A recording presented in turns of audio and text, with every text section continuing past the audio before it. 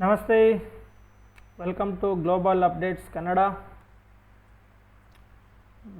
ಇವತ್ತಿನ ವಿಡಿಯೋದಲ್ಲಿ assistant statistical officer ಮತ್ತು ಸ್ಟ್ಯಾಟಿಸ್ಟಿಕಲ್ ಇನ್ಸ್ಪೆಕ್ಟರ್ ಎಕ್ಸಾಮ್ ನಡೆದಿತ್ತು 2023ನಲ್ಲಿ. ಓಕೆ, ಸೊ ಅದರಲ್ಲಿ ಸುಮಾರು ಒಂದು 12 ಕ್ವಶನ್ನು ಈ ಸಬ್ಜೆಕ್ಟಿಂದ ಬಂದಿದೆ, ಪರಿಸರ ಅಧ್ಯಯನದಿಂದ. ಸೊ ಅದನ್ನು ಡೀಟೇಲಾಗಿ ಡಿಸ್ಕಸ್ ಮಾಡ್ತಾ ಹೋಗೋಣ. ನೀವು ಈ ವಿಡಿಯೋಗಳು ನೋಡೋದ್ರಿಂದ ಈ ಸಬ್ಜೆಕ್ಟ್ ಓದೋದಕ್ಕೆ ಈಸಿ ಆಗುತ್ತೆ. ಓಕೆ, ತುಂಬ ಕಾನ್ಸೆಪ್ಟ್ಗಳಲ್ಲಿ ಕವರ್ ಆಗೋದ್ರಿಂದ ಸೊ ವಿಡಿಯೋಗಳು ನೋಡೋದಕ್ಕೆ ಈಸಿ ಆಗುತ್ತೆ. ಓಕೆ, ಸೊ ತುಂಬ ಜನ ಕೇಳ್ತಿದ್ದಾರೆ ಟಾಪಿಕ್ ವೈಸ್ ಮಾಡಿ ಅಂತ. ಅದನ್ನು ಸ್ಟಾರ್ಟ್ ಮಾಡುವ, ಬಟ್ ಅದಕ್ಕೆ ಮುಂಚೆ ಕ್ವಶನ್ ಪೇಪರ್ಗಳನ್ನ ನೋಡಿಬಿಡಿ. ನಿಮ್ಗೊಂದು ಐಡಿಯಾ ಬರುತ್ತೆ ಯಾವುದು ಇಂಪಾರ್ಟೆಂಟು, ಹೇಗೆ ಓದಬೇಕು ಅನ್ನೋ ಒಂದು ಐಡಿಯಾ ಬರುತ್ತೆ. Okay, so let's start.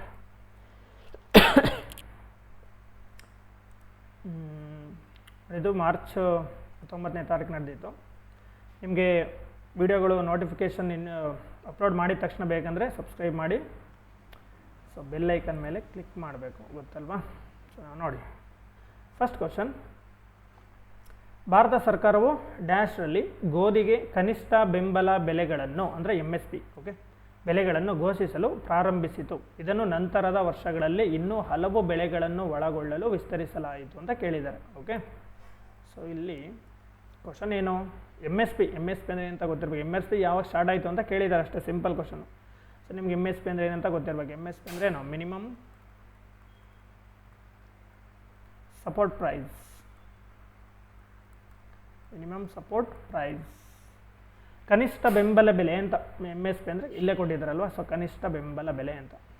Okay, so ಇದು ಯಾವಾಗ ಇಂಟ್ರೊಡ್ಯೂಸ್ ಆಯಿತು? ಸೊ ಫಸ್ಟ್ ಆನ್ಸರ್ ಹೇಳ್ಬೇಡ. ಸೊ 1966 ಮತ್ತು 67 ಈ ಇದರಲ್ಲಿ ಬಂತು. ಓಕೆ, ಎಲ್ಲೆಲ್ಲ ಹೋಗ್ತಾ ಇದೆ. Okay, 1967, 1966 and 67. Option B right answer. Okay, so ಯಾಕೆ ಈ ಟೈಮಲ್ಲಿ ಸ್ಟಾರ್ಟ್ ಆಯಿತು ನೋಡಿ. ಈ ಟೈಮಲ್ಲಿ ಸ್ಟಾರ್ಟ್ ಆಗೋದಕ್ಕೆ ನಿಮಗೆ ರೀಸನ್ಸ್ ಗೊತ್ತಿರಬೇಕು. ಸೊ ಭಾರತ ಈ ಟೈಮಲ್ಲಿ ಸಾಕಷ್ಟು ಆಹಾರದ ಕೊರತೆಯನ್ನು ಎದುರಿಸ್ತಾ ಇತ್ತು. ಆಹಾರದ ಕೊರತೆ ಯಾಕೆ ಹೇಳಿ? ಭಾರತದಲ್ಲಿ ಅಗ್ರಿಕಲ್ಚರ್ ಸೆಕ್ಟರ್ ಇನ್ನೂ ಡೆವಲಪ್ ಆಗಿರಲಿಲ್ಲ. ಗ್ರೀನ್ ರೆವಲ್ಯೂಷನ್ ಇನ್ನೂ ಸರಿಯಾಗಿರಲಿಲ್ಲ. ಸ್ಟಾರ್ಟ್ ಆಗ್ತಾ ಇತ್ತು. ಓಕೆ, ಸ್ಟಾರ್ಟ್ ಆಗಿತ್ತು, ಇನ್ನೂ ಅಷ್ಟು ದೊಡ್ಡ ಮಟ್ಟಕ್ಕೆ ಆಹಾರ ಭದ್ರತೆ ಸಾಧಿಸಿರಲಿಲ್ಲ. ಸೊ ಅದರಿಂದಾಗಿ ಆಹಾರದ ಕೊರತೆ ಉಂಟಾಗಿತ್ತು. ಸೊ ಈ ಟೈಮಲ್ಲಿ BPL ಮೂಲಕ ನಾವು ಅಕ್ಕಿನೂ ಕೊಡಬೇಕಾಗತ್ತೆ. ಸೊ ಇಂಥ ಒಂದು ಸಂದರ್ಭ ಇದು 1966, 67 ಅಂದರೆ ಭಾರತದಲ್ಲಿ ಆಹಾರಕ್ಕೋಸ್ಕರ ಹಾಹಾಕಾರ ಇದ್ದಂಥ ಒಂದು ಸಂದರ್ಭ. ಸೊ ಆ ಟೈಮಲ್ಲಿ ಜನರಿಂದ ಧಾನ್ಯಗಳನ್ನ ಖರೀದಿ ಮಾಡಿ ಸೊ ನಿರ್ಗತಿಕರಿಗೆ ಅಥವಾ ಅತಿ ಬಡವರಿಗೆ ಅದನ್ನು ಸರ್ಕಾರದ ಮೂಲಕ ಕೊಡೋದಕ್ಕೆ ಅಂತ ಹೇಳ್ಬಿಟ್ಟು MSP ಅಂತ ಒಂದು ತರ್ತಾರೆ. MSP ಉದ್ದೇಶ ಏನು ಅಂತಂದರೆ, ಈಗ ರೈತರು ನಾವೇನೋ ಒಂದು ಬೆಳೆ ಬೆಳೆದಿರ್ತೀವಿ ಅಂತ ಅಂದ್ಕೊಳ್ಳಿ, ಏನೋ ಒಂದು ರಾಗಿ ಬೆಳೆದಿರ್ತೀವಿ. ಈ ರಾಗಿ ಈಗ ಮಾರ್ಕೆಟಲ್ಲಿ ಆ ವರ್ಷ ಫಸಲು ಬರುತ್ತೆ, ಮಾರ್ಕೆಟ್ ತೊಗೊಂಡೋಗ್ತಾರೆ. ಬಟ್ ಮಾರ್ಕೆಟ್ ಪ್ರೈಸ್ ಏನಾಗುತ್ತೆ, ತುಂಬ ಕಡಿಮೆ ಆಗಿಬಿಡುತ್ತೆ. ಸೊ ಆಗ ರೈತರಿಗೆ ಲಾಸ್ ಆಗುತ್ತೆ. ನೆಕ್ಸ್ಟ್ ಟೈಮ್ ಅವರು ರಾಗಿಯನ್ನು ಬೆಳೆಯಲ್ಲ. ಅದಕ್ಕೋಸ್ಕರ ಏನು ಮಾಡುತ್ತೆ ಸರ್ಕಾರ, MSP ಅಂಡರಲ್ಲಿ ವರ್ಷಕ್ಕೆ 2 ಬಾರಿ, ಮಾನ್ಸೂನು ಮತ್ತು ವಿಂಟರ್ ಸೀಸನಲ್ಲಿ 2 ಟೈಮ್ MSPನ ಡಿಕ್ಲೇರ್ ಮಾಡುತ್ತೆ. ಪ್ರೆಸೆಂಟು 22 ಬೆಳೆಗಳಿಗೆ MSPನ ಡಿಕ್ಲೇರ್ ಮಾಡ್ತಾ ಇದೆ. ಓಕೆನಾ? ಸೊ ಮಳೆಗಾಲದ ಬೆಳೆಗೂ ಡಿಕ್ಲೇರ್ ಮಾಡುತ್ತೆ, ಚಳಿಗಾಲದ ಬೆಳೆಗೂ 2 ಸರಿ, ಬಿತ್ತನೆಗೂ ಮುಂಚೆನೇ ಡಿಕ್ಲೇರ್ ಮಾಡಿಬಿಡುತ್ತೆ. ಅಂದರೆ ರೈತರಿಗೆ ಧೈರ್ಯ ಬರುತ್ತೆ ಅಂತ. ಸೊ ಏನೀಗ ಎಕ್ಸಾಂಪಲ್ ರಾಗಿ 1 ಕ್ವಿಂಟಲ್ಗೆ ನಾವು ಎಷ್ಟು ಒಂದು ಅಂದಾಜು ಹೇಳ್ತೀನಿ, ಒಂದು ಅಂದಾಜು ಒಂದು 2,000 ನಾವು ಕೊಡ್ತೀವಿ, ನೀವು ಧೈರ್ಯವಾಗಿ ಬೆಳೀರಿ ಅಂತ ಫಸ್ಟ್ ಡಿಕ್ಲೇರ್ ಮಾಡಿಬಿಡುತ್ತೆ 1 ಕ್ವಿಂಟಲ್ಗೆ. ಸೊ ಮಾರ್ಕೆಟಲ್ಲಿ ಬೆಳೆದಾದ ನಂತರ ಮಾರ್ಕೆಟ್ಲ ಪ್ರೈಸ್ ವೇರಿಯೇಷನ್ ಆದರೂ ಕಡಿಮೆ ಆಗಲಿ ಏನೇ ಆಗಲಿ, ಸೊ ಸರ್ಕಾರ ಗ್ಯಾರಂಟಿಯಾಗಿ 2,000ಕ್ಕೆ ಪರ್ಚೇಸ್ ಮಾಡುತ್ತೆ. ಸೊ ಯಾವ ಥರ 2,000 ಅಂತ ಯಾವ ಥರ ಕ್ಯಾಲ್ಕುಲೇಟ್ ಮಾಡ್ತಾರೆ ಅಂದರೆ ಅದಕ್ಕೊಂದಷ್ಟು ಫಾರ್ಮುಲಾಸ್ ಇದೆ, ನಿಮ್ಗೆ ಹೇಳ್ತೀನಿ. ಸೊ ಎಕ್ಸಾಂಪಲ್ ಮುಂದಿನ ಯಾವ್ದಾರು MSP ಅನ್ನೋ ಟಾಪಿಕ್ನೇ ತೊಗೊಂಡು ಅದ್ರ ಬಗ್ಗೆ ಡಿಸ್ಕಸ್ ಮಾಡುವ. ಸೊ ಅದರಲ್ಲಿ A2 ಪ್ಲಸ್ FL ಅಂತ ಒಂದಿದೆ, C2 ಅಂತಿದೆ. ಸೊ ಈ ಥರ ಎಲ್ಲ ಫಾರ್ಮುಲಾಸ್ ಇದೆ. ಅದರಲ್ಲಿ MS ಸ್ವಾಮಿನಾಥನ್ ಫಾರ್ಮುಲಾ ಅಂತೆಲ್ಲ ಇದೆ. ಸೊ ಅದನ್ನು ಒಂದು ಡೆಡಿಕೇಟೆಡ್ ವೀಡಿಯೋ ಮಾಡಿ MSP ಬಗ್ಗೆನೇ ತೊಗೊಳ್ಳೋಣ. ಓಕೆನಾ? ಸೊ ಇಲ್ಲಿ ಆನ್ಸರ್ 1966 ಮತ್ತು 67. Next question. ಕರ್ನಾಟಕದಲ್ಲಿ ಕಡಲ ಕೊರೆತಕ್ಕೆ ಅತಿ ಹೆಚ್ಚು ಹಾನಿಗೊಳಗಾದ ಪ್ರದೇಶಗಳು ಅಂತ ಕೇಳಿದ್ದಾರೆ. ಓಕೆ, ಕಡಲ ಕೊರೆತ ವೇವ್ಸ್ ಆಕ್ಟಿವಿಟಿ, ವೇವಿಂದ ಬಂದು ಸವಿಸ್ತಾ ಇರ್ತದಲ್ವ ಕರಾವಳಿ ತೀರವನ್ನು, ಯಾವುದು ಅಂತ ಕೇಳಿದ್ದಾರೆ. ಸೊ ಇಲ್ಲಿ ನೋಡಿ, ಇವೆರಡು ಮೇಲಿನ ಯಾವುದೆಲ್ಲ ಆನ್ಸರ್ ಬರಲ್ಲ ಇದು. ಸೊ ಮುಂಡಗೋಡ ಮತ್ತು ಯಲ್ಲಾಪುರ ಇದೆಯಲ್ಲ, ಇದು ಇನ್ಲ್ಯಾಂಡಲ್ಲಿ ಇರೋದು. ಓಕೆ, ಕರಾವಳಿಯಿಂದ ಒಳಗಡೆ ಇರ್ತದೆ, ಅಷ್ಟಾಗಿ ಇದು ಸಮಸ್ಯೆ ಇಲ್ಲ ನಮ್ಗೆ. ಇವೆರಡು ಮ್ಯಾಟ್ರ್ ಆಗುತ್ತೆ, ಉಳ್ಳಾಳ ಮತ್ತು ಮರವಂತೆ, ಸಿರಸಿ ಮತ್ತು ಕುಮಟ. ಇವೆರಡೂ ಸಮಸ್ಯೆಗೊಳಗಾಗಿದೆ. ಯಾವುದರಿಂದ? ಕಡಲ ಕೊರೆತದಿಂದ. ಅದರಲ್ಲಿ ಏನು ಕೇಳಿದ್ದಾರೆ ನೋಡಿ, ಅತಿ ಹೆಚ್ಚು ಅಂತ ಕೇಳಿದ್ದಾರೆ, ಅತಿ ಹೆಚ್ಚು. ಅದರಿಂದಾಗಿ ಆಪ್ಷನ್ ಇಲ್ಲಿ ಉಳ್ಳಾಲ ಮತ್ತು ಮರವಂತೆ. ಸೊ ಇಲ್ಲಿ ನೋಡಿ, ಉಳ್ಳಾಲ ಎಲ್ಲಿದೆ? ದಕ್ಷಿಣ ಕನ್ನಡ. ಇಲ್ಲಿ ಪ್ರತಿ ವರ್ಷ ಮಳೆಗಾಲದಲ್ಲಿ ತೀವ್ರವಾದ ಕಡಲ ಕೊರೆತ ಉಂಟಾಗಿ ಸಾಕಷ್ಟು ಆಸ್ತಿ ಪಾಸ್ತಿ ನಷ್ಟವಾಗುತ್ತಿದೆ. ಇದು ರಾಜ್ಯದ ಅತ್ಯಂತ ಸೂಕ್ಷ್ಮ ಕಡಲ ತೀರಗಳಲ್ಲಿ ವೆರಿ ಸೆನ್ಸಿಟಿವ್ ಕೋಸ್ಟಲ್ ಏರಿಯಾ ಇದು. ಓಕೆ, ಸೊ ಹಂಗಾಗಿ ಇದು ಆನ್ಸರ್ ಆಗುತ್ತೆ. ಮರವಂತೆ ಕೂಡ ಸೇಮ್ ಉಡುಪಿನಲ್ಲಿ ಕಂಡು ಬರ್ತಿದ್ದು. ರಾಷ್ಟ್ರೀಯ ಹೆದ್ದಾರಿಗೆ ತೀರ ಹತ್ತಿರದಲ್ಲಿರುವ ಈ ಕಡಲ ತೀರವು ಸಹ ತೀವ್ರವಾಗಿ ಕಡಲ ಕೊರೆತಕ್ಕೆ ಏನಾಗಿದೆ, ತುತ್ತಾಗ್ತಾ ಇದೆ. ಸೊ ಹಾಗೆ ಇದು ಆನ್ಸರ್ ಒಂದಾಗುತ್ತೆ. ಎರಡನೇ ನೋಡಿ, ಇಲ್ಲಿ ಉಳಿದ ಆಯ್ಕೆಗಳ ಸಿರ್ಸಿ ಮತ್ತು ಕುಮಟಾ, ಮುಂಡಗೋಡ ಮತ್ತು ಯಲ್ಲಾಪುರಗಳು ಹೆಚ್ಚು ಮಲೆನಾಡು ಅಥವಾ ಒಳನಾಡಿನ ಪ್ರದೇಶಗಳಾಗಿದ್ದು ಅಲ್ಲಿ ಕಡಲ ಕೊರೆತದ ಸಮಸ್ಯೆ ಅಷ್ಟಾಗಿ ಕಂಡುಬರುವುದಿಲ್ಲ. ಸೊ ಬೆಸ್ಟ್ ಆನ್ಸರ್ ತೊಗೊಂಡ್ರೆ ನಾವಿಲ್ಲಿ ಉಲ್ಲಾಳ ಮತ್ತು ಮರವಂತೆನ ತಗೋಬೇಕಾಗತ್ತೆ. Okay, so next question.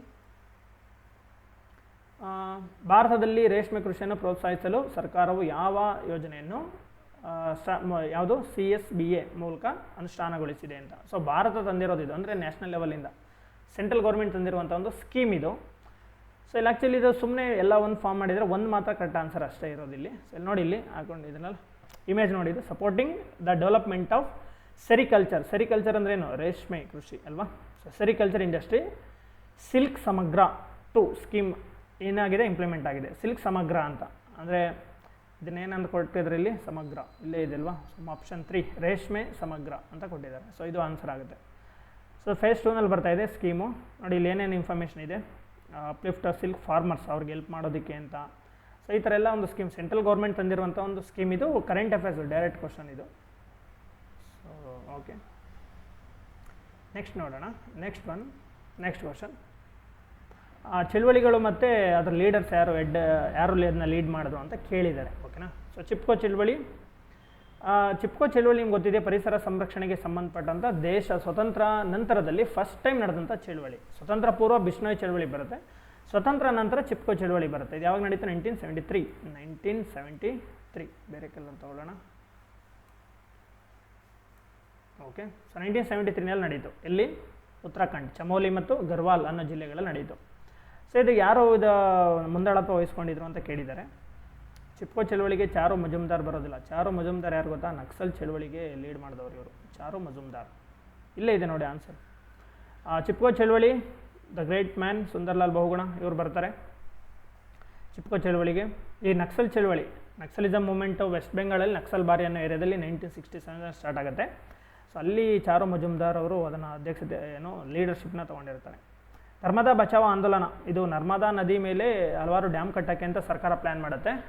ಆ ಒಂದು ಯೋಜನೆಯನ್ನು ವಿರೋಧಿಸಿ ಮಹಾರಾಷ್ಟ್ರ, ಗುಜರಾತ್ ಮತ್ತು ಇದರಲ್ಲಿ ಯಾವುದು ಮಧ್ಯಪ್ರದೇಶ, ಈ 3 ರಾಜ್ಯಗಳಲ್ಲಿ ಹೋರಾಟ ನಡೆಯುತ್ತೆ. ಸೊ ಅಲ್ಲಿ ಮೇಧಾ ಪಾಟ್ಕರ್ ಇವರೊಬ್ಬರೇ ಅಲ್ಲ, ಇನ್ನೊಬ್ಬರಿದ್ರು, ಇವ್ರ ಹೆಸರು ನೆನ್ಪಿಟ್ಕೊಳ್ಳಿ, ಬಾಬಾ ಆಮ್ಟೆ ಅಂತ. ಬಾಬಾ ಆಮ್ಟೆ ಮತ್ತು ಮೇಧಾ ಪಾಟ್ಕರ್ ಇವರಿಬ್ಬರು ಇದರಲ್ಲಿ ಲೀಡರ್ಸ್ ಆಗಿದ್ರು. Okay, next main leaders. Appiko ಚಳುವಳಿ ಕರ್ನಾಟಕದಲ್ಲೇ ನಡೆದಿದ್ದು. ಪಾಂಡುರಂಗ ಹೆಗ್ಡೆ ಅವರ ಇದಕ್ಕೆ ಲೀಡರ್ ಆಗಿದ್ದವರು.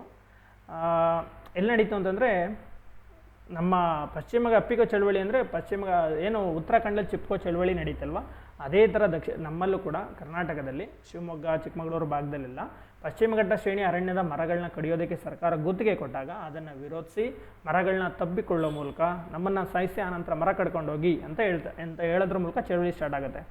ಆ ಒಂದು ಚಳುವಳಿ ಏನು ಚಿಪ್ಕೋ ಚಳುವಳಿ ಉತ್ತರಾಖಂಡಲ್ಲಿ ನಡೀತಲ್ಲ, ಅದೇ ಕನ್ನಡದಲ್ಲಿ ಅಪ್ಪಿಕೋ ಚಳುವಳಿಯಾಗಿ ಇಲ್ಲಿ ನಡೆದಿದೆ. ಓಕೆ, ಸೊ ಪಾಂಡುರಂಗ ಹೆಗ್ಡೆ ಅದರ ಲೀಡರು. ಓಕೆ, ಸೊ ಇಲ್ಲಿ ಚಿಪ್ಕೋ ಚಳುವಳಿ ಯಾರು ಬರ್ತಾರೆ, ಇಲ್ಲಿ ಸುಂದರ್ಲಾಲ್ ಬಹುಗುಣ. ಸೊ ಇದು ಆನ್ಸರ್ ಆಗುತ್ತೆ.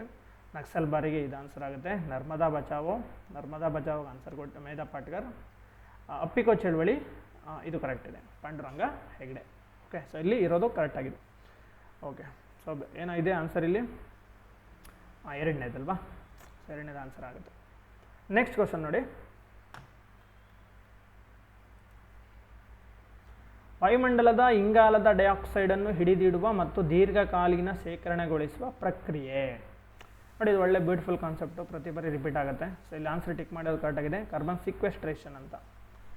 ನೋಡಿ, ಇಲ್ಲಿ ಈ ಒಂದೇ ಥರ ಇದೆ, ಕಾರ್ಬನ್ ಡೈಆಕ್ಸೈಡ್ನ ಹೀರುವಿಕೆ ಅಂತ ಕೊಟ್ಟಿದ್ದಾರೆ. ಇಲ್ಲಿ ಹಿಡಿದಿಡೋದು ಅಷ್ಟೇ ಅಲ್ಲ, ದೀರ್ಘಕಾಲದವರೆಗೆ ಅದನ್ನ ಸ್ಟೋರ್ ಮಾಡಿಡಬೇಕಾಗುತ್ತೆ. ಇದನ್ನೇನಂತ ಕರೀತಾರೆ ಗೊತ್ತಾ, ಕಾರ್ಬನ್ ಕ್ಯಾಪ್ಚರ್ ಆ್ಯಂಡ್ ಸ್ಟೋರೇಜ್ ಅಂತ ಕರೀತಾರೆ. ಕಾರ್ಬನ್ನ ಸಂಗ್ರಹಿಸೋದು, ಆನಂತರ ಒಂದು ಕಡೆ ಸ್ಟೋರ್ ಮಾಡೋದು. ನೋಡಿ, ಇಲ್ಲಿ ನಿಮ್ಗೊಂದು ಕಾನ್ಸೆಪ್ಟ್ ತಿಳ್ಕೊಳ್ಳಿ ಫಸ್ಟ್. ಈ ಇದೊಂದು ಟಾಪಿಕ್ ಆ್ಯಕ್ಚುಲಿ, ಇದು ಡೈರೆಕ್ಟಾಗಿ ಕೊಟ್ಟಿದ್ದಾನೆ. ನಿಮಗೆ ಸ್ವಲ್ಪ ಬೇಸಿಕ್ ಓದಿದ್ರು ಕೂಡ ಇದು ಆನ್ಸರ್ ಮಾಡುವಂಥದ್ದೇ. ಕಾರ್ಬನ್ ಸೀಕ್ವೆಸ್ಟ್ರೇಷನ್ ಅಂದರೆ ಏನು ಅಂತ ನೋಡಿ ಫಸ್ಟ್. ಕಾರ್ಬನ್ ಸೀಕ್ವೆಸ್ಟ್ರೇಷನಲ್ಲಿ 2 ಟೈಪ್ಸ್ ಇದೆ. ಓಕೆನಾ. ಒಂದು ನ್ಯಾಚುರಲ್ ನ್ಯಾಚುರಲ್ ಅಂದರೆ ನೈಸರ್ಗಿಕವಾಗಿರುತ್ತೆ, ಇನ್ನೊಂದು ಮ್ಯಾನ್ ಮೇಡ್ ಕೃತಕ ಅಥವಾ ಆರ್ಟಿಫಿಷಿಯಲ್. ಸೊ ಮ್ಯಾನ್ ಮೇಡ್ ಅಂತಲೇ ಬರೆಯೋಣ, ಮ್ಯಾನ್ ಮೇಡ್. ಸೊ ಎರಡರಲ್ಲಿ ನೋಡಿ ಮ್ಯಾನ್ ಮೇಡ್ ಮತ್ತು ನೈಸರ್ಗಿಕವಾಗಿ ಅಂದರೆ ಹೇಗೆ, ಅಟ್ಮಾಸ್ಫಿಯರ್ಲಿ ಕಾರ್ಬನ್ ಡೈಆಕ್ಸೈಡ್ ಇದೆ, ಕಾರ್ಬನ್ ಡೈಆಕ್ಸೈಡು ವಾಯುಮಂಡಲದಲ್ಲಿದೆ. ಈ ವಾಯುಮಂಡಲದಲ್ಲಿರುವಂಥ ಕಾರ್ಬನ್ ಡೈಆಕ್ಸೈಡನ್ನು ಗಿಡ ಮರಗಳೇನು ಮಾಡ್ತವೆ, ಅಬ್ಸರ್ವ್ ಮಾಡಿಬಿಡ್ತವೆ. ಅದನ್ನೇನಂತ ಕರಿತೀವಿ ನಾವು, ಕಾರ್ಬನ್ ಸಿಂಕ್ ಅಂತ ಕರಿತೀವಿ. ಸೊ ಮರಗಳು ಫೋಟೋಸಿಂಥೆಸಿಸ್ ಮಾಡಬೇಕಂದ್ರೆ ಪ್ಲಾಂಟ್ಸ್ಗಳು ಅಟ್ಮಾಸ್ಫಿಯರಿಕ್ ಕಾರ್ಬನ್ನ ಅಬ್ಸರ್ವ್ ಮಾಡಬೇಕು, ಅದನ್ನು ಫುಡ್ಡಾಗಿ ಕನ್ವರ್ಟ್ ಮಾಡ್ತಾವಲ್ವಾ. ಸೊ ಇದು ನ್ಯಾಚುರಲ್ಲಾಗಿ ಆಗುತ್ತೆ. ಸೊ ಅದಕ್ಕೆ ಇದನ್ನೇನಂತ ಕರೀತಾರೆ, ಕಾರ್ಬನ್ ಸಿಂಕ್ ಅಂತ ಕರೀತಾರೆ. ಇದು ಕಾರ್ಬನ್ ಸಿಂಕ್, ಕಾರ್ಬನ್ ಸಿಂಕ್. ಓಕೆನಾ. ಇನ್ನೊಂದು ಮ್ಯಾನ್ ಮೇಡ್ ಇದೆ. ಸೊ ನಾವು ಮನುಷ್ಯರು ಕೂಡ ಅಟ್ಮಾಸ್ಫಿಯರ್ಲಿ ಕಾರ್ಬನ್ ಡೈಆಕ್ಸೈಡ್ ಜಾಸ್ತಿ ಆಗ್ತಿದೆ. ಯಾಕೆ ಹೇಳಿ, carbon dioxide danger. Carbon dioxide ಅಂದರೆ ನಿಮ್ಮ ತಲೆಗೆ ಏನು ಬರಬೇಕು ಹೇಳಿ, ಇದೊಂದು ಪವರ್ಫುಲ್ ಗ್ರೀನ್ ಹೌಸ್ ಗ್ಯಾಸ್ ಅಂತ ಬರಬೇಕು, ಪವರ್ಫುಲ್ ಗ್ರೀನ್ ಹೌಸ್ ಗ್ಯಾಸ್ ಅಂತ. ಜಾಗತಿಕ ತಾಪಮಾನ ಏರಿಕೆಗೆ ಅತಿ ಹೆಚ್ಚು ಕೊಡುಗೆ ನೀಡುವ ಅನಿಲಗಳಲ್ಲಿ ಈ ಮ್ಯಾನ್ ಮೇಡ್ ಮನುಷ್ಯನಿಂದ ಹೊರಸೂಸುವ ಅನಿಲಗಳಲ್ಲಿ ಇದೇ ಫಸ್ಟಿಗೆ ಬರುತ್ತೆ ಅಲ್ವಾ. ಸೊ ಹಂಗಾಗಿ ಕಾರ್ಬನ್ ಡೈಆಕ್ಸೈಡ್ ಅಂತಿದ್ದಂಗೆ ನೀವು ಹಸಿರು ಮನೆ ಅನಿಲ ಅಂತ ಅನ್ಕೋಬೇಕು. ಓಕೆ, ಹೀಟನ್ನು ಜಾಸ್ತಿ ಮಾಡುತ್ತೆ. ಸೊ ಇದನ್ನು ಹೆಂಗಾರು ಮಾಡಿ ಕಮ್ಮಿ ಮಾಡಬೇಕು, ಬಟ್ ನ್ಯಾಚುರಲಾಗಿ ಕಡಿಮೆ ಆಗ್ತಿದೆ. ಇದನ್ನು ಕಾರ್ಬನ್ ಸಿಂಕ್ ಅಂತ ಕರಿತೀವಿ. ಬಟ್ ಅದು ಸಾಲ್ತಿಲ್ಲ, ಇನ್ನೂ ಅಬ್ಸರ್ವ್ ಮಾಡ್ಬೇಕು ನಾವು, ಜಾಸ್ತಿ ಸ್ಟೋರ್ ಮಾಡಬೇಕು ಅದನ್ನು ಅಂತಂದರೆ ಏನು ಮಾಡಬೇಕು, ಮ್ಯಾನ್ ಮೇಡ್ ಪ್ರೋಸೆಸ್ ಇದೆ ಒಂದು. ಏನು ಮಾಡ್ತಾರೆ ಅದನ್ನು ನೋಡಿ, ಈಗ ನಾವು ಕಾರ್ಬನ್ ಡೈಆಕ್ಸೈಡ್ ಅಟ್ಮಾಸ್ಫಿಯರ್ಗೆ ರಿಲೀಸ್ ಆಗೋದನ್ನು ಅಬ್ಸರ್ವ್ ಮಾಡ್ಕೋಬೇಕು, ಒಂದು ಕಡೆ ಸ್ಟೋರ್ ಮಾಡಬೇಕು. ಹೆಂಗೆ ಅಟ್ಮಾಸ್ಫಿಯರ್ಲಿ ಹೆಂಗೆ ಅಬ್ಸರ್ವ್ ಮಾಡೋಕ್ಕಾಗುತ್ತೆ, ಈಗ ಕೈಗಾರಿಕೆಗಳಿದ್ದಾವೆ, ಕೈಗಾರಿಕೆಗಳಲ್ಲಿ ಯೂಸ್ ಮಾಡ್ತೀವಿ ನಾವು. ಎಕ್ಸಾಂಪಲ್, ಉಷ್ಣ ವಿದ್ಯುತ್ ಸ್ಥಾವರ, ಥರ್ಮಲ್ ಪವರ್ ಪ್ಲಾಂಟ್ಸ್, ವಿದ್ಯುತ್ನ ಉತ್ಪಾದನೆ ಮಾಡೋದಕ್ಕೆ ಕಲ್ಲಿದ್ದನ್ನ ಸುಡ್ತೀವಿ. ಕಲ್ಲಿದ್ದ ಸುಟ್ಟು ಹೀಟ್ ಜನ್ರೇಟ್ ಆಗುತ್ತೆ, ಹೀಟಿಂದ ನೀರು ಕುದಿಯುತ್ತೆ, ಆ ಹಬೆ ಮೂಲಕ ಸ್ಟೀಮ್ ಇಂಜಿನ್ ರನ್ ಆಗಿ ಕರೆಂಟ್ ಉತ್ಪಾದನೆ ಆಗುತ್ತೆ. ಬಟ್ ಕಲ್ಲಿದ್ದನ್ನ ಸುಡ್ತೀವಲ್ವಾ, ಆ ಚಿಮಣಿಗಳಲ್ಲಿ ಕಾರ್ಬನ್ ಡೈಆಕ್ಸೈಡ್ ರಿಲೀಸ್ ಆಗಿಬಿಡುತ್ತೆ. ಅಲ್ಲಿ ಅದನ್ನು ಕ್ಯಾಪ್ಚರ್ ಮಾಡೋದು, ಎಲ್ಲನೂ ಕಾರ್ಬನ್ ಡೈಆಕ್ಸೈಡ್ ಮಾತ್ರ ಕ್ಯಾಪ್ಚರ್ ಮಾಡಿ ಅದನ್ನು ಕೋಲ್ಡ್ ಮಾಡಿ ದ್ರವ ರೂಪಕ್ಕೆ ತಗೊಬಂದು ಭೂಮಿ ಆಳದಲ್ಲಿ ಒದಗಿಸ್ಬಿಡೋದು. ಎಲ್ಲಿ ಭೂಮಿ ಆಳದಲ್ಲಿ ಅಥವಾ ಗಣಿಗಾರಿಕೆ ಇಲ್ಲೆಲ್ಲ ನಮಗೇನು ನ್ಯಾಚುರಲ್ ಇದನ್ನೆಲ್ಲ ಗ್ಯಾಸ್ ಎಲ್ಲ ರಿಮೂವ್ ಮಾಡಿರ್ತಾರಲ್ವ, ಶಿಲಾಪದ್ರಗಳ ನಡುವೆ ತೊಗೊಂಡೋಗಿ ಬಿಟ್ಬಿಡ್ತಾರೆ. ಅದು ದೀರ್ಘಕಾಲದವರೆಗೆ ಸ್ಟೋರ್ ಆಗುತ್ತೆ. ಸೊ ಇದನ್ನು ಮ್ಯಾನ್ ಮೇಡ್, ಮನುಷ್ಯ ಮಾಡೋದು ಇದು. ಸೊ ಇವೆರಡನ್ನೂ ಸೇರಿನೇ ಕಾರ್ಬನ್ ಸಿಕ್ವೆಸ್ಟ್ರೇಷನ್ ಅಂತ ಕರೆಯೋದು. ಓಕೆ, ಕಾರ್ಬನ್ ಸಿಂಕ್ ಅಂದರೆ ನ್ಯಾಚುರಲಾಗಿ ಮರಗಳೇ ಅಬ್ಸರ್ವ್ ಮಾಡ್ತವೆ. ಸೊ ಮ್ಯಾನ್ ಮೇಡು ನಾವು ಮಾಡೋದು, ಅಬ್ಸರ್ವ್ ಮಾಡಿಕೊಂಡು ತೊಗೊಂಡೋಗಿ ಭೂಮಿ ಆಳದಲ್ಲಿ ಇಟ್ಬಿಡೋದು. ಓಕೆ, ನೋಡಿ ಇಲ್ಲಿ ವಾಯುಮಂಡಲದ ಇಂಗಾಲದ ಡೈಆಕ್ಸೈಡನ್ನು ಹಿಡಿದಿಡುವ, ಫಸ್ಟು ಅದನ್ನು ಕ್ಯಾಪ್ಚರ್ ಮಾಡಬೇಕು. ಓಕೆ, ಕಾರ್ಬನ್ನು ನೋಡಿ ಇಲ್ಲೇ ಇದೆ, ಕಾರ್ಬನ್ ಕ್ಯಾಪ್ಚರ್ ಆ್ಯಂಡ್ ದೀರ್ಘಕಾಲದವರೆಗೆ ಶೇಖರಣೆ ಅಂದರೆ ಸ್ಟೋರೇಜ್ ಅಂತ ಕರೀತಾರೆ ಇದನ್ನು. ಓಕೆ, ಸೊ ಇದಕ್ಕೆ ಆನ್ಸರ್ ಕಾರ್ಬನ್ ಸಿಕ್ವೆಸ್ಟ್ರೇಷನ್ ಅಂತ. ಸೊ ವಾತಾವರಣದ ಇಂಗಾಲ ಹೊರಸೂಸುವಿಕೆ ಇದು ಕಾಮನ್, ಗಾಡಿಗಳಲ್ಲಿ ಇಂಡಸ್ಟ್ರಿಗಳಿಂದೆಲ್ಲ ರಿಲೀಸ್ ಆಗುತ್ತೆ. ಕಾರ್ಬನ್ ಡೈಆಕ್ಸೈಡ್ ಹೀರುವಿಕೆ ಅಂದರೆ ಜಸ್ಟ್ ಅಬ್ಸರ್ವ್ ಮಾಡೋದು, ಗಿಡಗಳಷ್ಟೇ ಅಬ್ಸರ್ವ್ ಮಾಡ್ತವೆ, ಅದನ್ನು ಇದಕ್ಕೆ ಆನ್ಸರ್ ಆಗಲ್ಲ ಅದು. ಓಕೆ, ಕಾರ್ಬನ್ ನಷ್ಟ ಅಂದರೆ ಅದೇನಿಲ್ಲ ಬಿಡಿ, ಕಾರ್ಬನ್ ಲಾಸ್. ಸೊ ಆನ್ಸರ್ ಇಲ್ಲಿ. ನೆಕ್ಸ್ಟ್ ನೋಡೋಣ, ನೆಕ್ಸ್ಟ್ ಒನ್ ನೋಡಿ. ಆ್ಯಕ್ಚುಲಿ ಇದು ಕ್ವಶನ್ ಚೆನ್ನಾಗಿದೆ ನೋಡಿ. ಕುದುರೆಮುಖದ ಸುತ್ತಮುತ್ತ ಇರುವ ಗಣಿ ಉದ್ಯಮಿಗಳಿಂದ ಬರುವ ಹೂಳು, ಸೆಡಿಮೆಂಟ್ಸ್, ಹೂಳು ಮತ್ತಿತರ ತ್ಯಾಜ್ಯಗಳನ್ನು ಸಂಗ್ರಹಿಸುವ ದೃಷ್ಟಿಯಿಂದ ಕಟ್ಟಲಾದ ಅಣೆಕಟ್ಟೆ ಯಾವುದು ಅಂತ ಕೇಳಿದ್ದಾರೆ. ಅಂದರೆ ಕುದುರೆಮುಖ ಎಲ್ಲ ಕಬ್ಬಿಣದ ಅದಿರು ಬೇಕಾದಷ್ಟು ಸಿಗುತ್ತಲ್ಲ, ಸೊ ಅಲ್ಲಿಗೆ ಬೇಕಾದಷ್ಟು ಗಣಿಗಳಿದ್ದಾವೆ. ಗಣಿಗಾರಿಕೆ ಮಾಡುವಾಗ ಹೂಳೆಲ್ಲ ಹೋಗ್ತಾ ಇರ್ತದೆ. ಆ ಹೂಳನ್ನು ಹೂಳು ಡ್ಯಾಮ್ ಸೇರಬಾರ್ದು, ನದಿ ಸೇರಬಾರ್ದು ಅಂತ ಹೂಳನ್ನ ತಡೆಯೋಕ್ಕೆ ಅಂತ ಒಂದು ಡ್ಯಾಮ್ ಕಟ್ಟಿದ್ದಾರೆ ಒಂದು ಚಿಕ್ಕದಾಗಿ. ಆ ಡ್ಯಾಮ್ ಯಾವುದು ಅಂತ ಕೇಳ್ತಾ ಇದ್ದಾರೆ ಅಷ್ಟೇ. ಓಕೆ, ಸೊ ಇಲ್ಲಿ ನೋಡಿ ಲಕ್ಕಿಯ ಡ್ಯಾಮ್ ಅಂತ ಆನ್ಸರ್, ಇದಕ್ಕೆ ಟಿಕ್ ಮಾಡಿರೋದು ಕರೆಕ್ಟಾಗಿದೆ, ಲಕ್ಕಿಯ ಡ್ಯಾಮ್ ಅಂತ. ಈ ಡ್ಯಾಮ್ಗಳ ಬಗ್ಗೆ ಒಂದು ವೀಡಿಯೋ ಮಾಡೋಣ. ಓಕೆ, ವಾಣಿವಿಲಾಸ, ತುಂಗಭದ್ರಾ, ಗುರೂರು ಇವೆಲ್ಲ ಮಾಡೋಣ. ನೋಡಿ ಇದು ಸದ್ಯಕ್ಕೆ ಆನ್ಸರ್ಗೆ ಹೋಗೋಣ, ಇಲ್ಲಾಂದರೆ ವೀಡಿಯೋ ಲೆಂದಿ ಆಗಿಬಿಡುತ್ತೆ. ಸೊ ಲಕ್ಕಿಯ ಡ್ಯಾಮ್ ಎಲ್ಲಿದೆ ನೋಡಿ, ಇದು ಕುದುರೆಮುಖ ನ್ಯಾಷನಲ್ ಪಾರ್ಕ್ ಒಳಗಡೆನೇ ಇದೆ. ಇದು ಇಮೇಜ್ ನೋಡಿ ಹೇಗಿದೆ ಅಂತ, ಎಷ್ಟು ಬ್ಯೂಟಿಫುಲ್ ಆಗಿದೆ ನೋಡಿ. ಸೊ ಇದೇ ಲಕ್ಕಿಯ ಡ್ಯಾಮ್. ಓಕೆನಾ, ಸೊ ಆನ್ಸರ್ಗೆ ಬನ್ನಿ. ನೋಡಿ Lakya dam is a 108 metre, ನೋಡಿ 108 ಮೀಟರ್ ಟಾಲ್ ಇದೆ ಇದು ಎತ್ತರ. So check dam located inside the Kudremukh, ನೋಡಿ inside the Kudremukh national park, Chikkamagaluru district. Built in 1994 ಇದನ್ನು ಯಾರೋ 1994 ಬಿಲ್ಟ್ ಮಾಡಿದ್ದು. ಕುದುರೆಮುಖ ಐರನ್ ನೋಡಿ ಇಲ್ಲಿ ಆ ಗಣಿಗಾರಿಕೆ ಮಾಡೋ ಕಂಪ್ನಿನೇ ಮಾಡಿರೋದು. ಕುದುರೆಮುಖ ಐರನ್ ಓರ್ ಕಂಪನಿ ಇವರೇ ಮಾಡಿರೋದು. ಅಕ್ರಾಸ್ ದ ಲಕ್ಕಿಯ ರಿವರ್ ಹೆಸರೇ ಲಕ್ಕಿಯ ಅಂತ, ಅದಕ್ಕೆ ಲಕ್ಕಿಯ ಡ್ಯಾಮ್ ಅಂತ ಕರೀತಾರೆ. ಇದು ಒಂದು ನದಿಯ ಉಪನದಿ, ಒಂದು ಚಿಕ್ಕ ಡ್ಯಾಮು, ಬಟ್ ಭದ್ರಾ ನದಿಯ ಉಪನದಿ ಇದು ನೋಡಿ, ಭದ್ರಾ ನದಿಯ ಉಪನದಿ. Okay, it was constructed to collect silt and mining. ಏನೋ ತ್ಯಾಜ್ಯ ಎಲ್ಲ ಬರುತ್ತಲ್ಲ, ಇಲ್ಲೇ ಸಂಗ್ರಹಣೆ ಆಗಿಬಿಡಲಿ, ಮುಂದಕ್ಕೆ ಹೋಗೋದು ಬೇಡ ಅಂತ ಮಾಡಿರುವಂಥ ಡ್ಯಾಮ್. ಸೊ ಕ್ವಶನ್ ಆ್ಯಕ್ಚುಲಿ ತುಂಬ ಚೆನ್ನಾಗಿದೆ ಇದು. ಸೊ ಲಕ್ಕಿಯ ಡ್ಯಾಮ್ ನೆನಪಿಟ್ಕೊಳ್ಳಿ. ನೆಕ್ಸ್ಟ್ ಕ್ವಶನ್ ಇಲ್ಲೇ ಇದೆ ನೋಡಿ, 70. ESZ ಇದನ್ನು ಸೂಚಿಸುತ್ತದೆ. ಫುಲ್ ಫಾರ್ಮ್ ಕೇಳಿದ್ದಾರೆ ಅಷ್ಟೇ ಇಲ್ಲಿ. ESZ ಅಂದರೆ ಏನು, ಎಕಲಾಜಿಕಲಿ ಸೆನ್ಸಿಟಿವ್ ಝೋನ್ ಅಂತ ಅರ್ಥ. Ecologically sensitive zone. Ecologically sensitive zone ಅಂದರೆ ನೋಡಿ ಇಲ್ಲಿ ಮೋಸ್ಟ್ಲಿ ಅದನ್ನು ಹಾಕೊಂಡಿಲ್ಲ. ಓಕೆ, ಇಲ್ಲೇ ಹೇಳ್ಬಿಡ್ತೀನಿ. ಎಕಲಾಜಿಕಲ್ ಸೆನ್ಸಿಟಿವ್ ಝೋನ್ ಅಂತಂದ್ರೆ ಏನು? ಒಂದು ಪರಿಸರ ಸೂಕ್ಷ್ಮ ಪ್ರದೇಶ, ಇದು ಕನ್ನಡದಲ್ಲಿ ಪರಿಸರ ಸೂಕ್ಷ್ಮ ವಲಯ ಅಂತ ಅರ್ಥ.